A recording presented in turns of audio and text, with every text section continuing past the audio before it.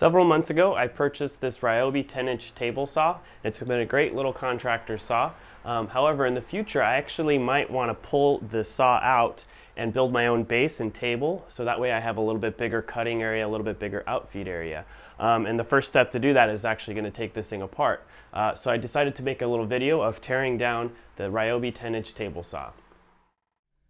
The first thing I did was remove the rip vents and the throat plate, and I flipped the saw over. Next, I grabbed a wrench to loosen the nut on the arbor.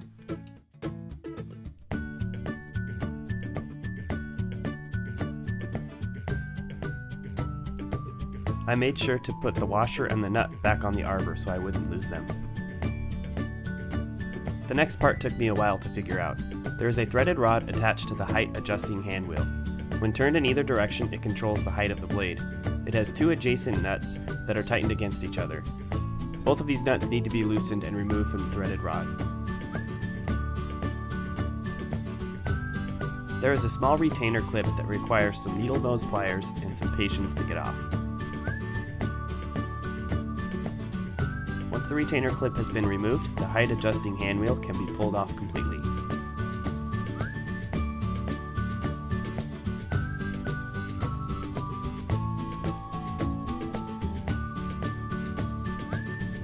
The next thing to come off was the bevel indicator, which was just being held on with a single nut.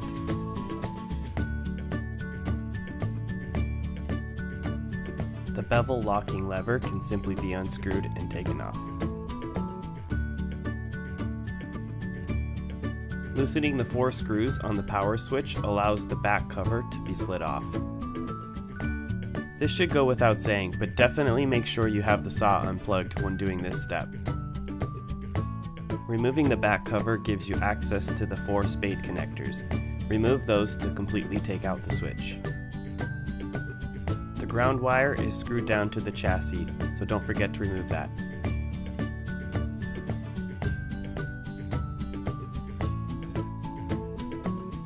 Remove the 2 screws in the white plastic piece holding the power cord down.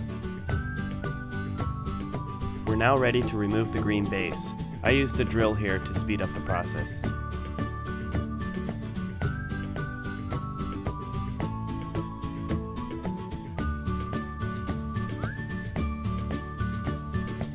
The saw is fastened to the table by 4 bolts. Again, use a drill here to speed up the process.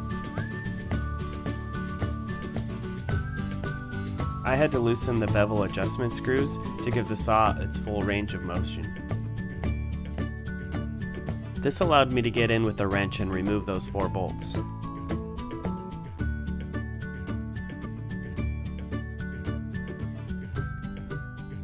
We now have a saw that has been totally taken apart. Thanks for watching.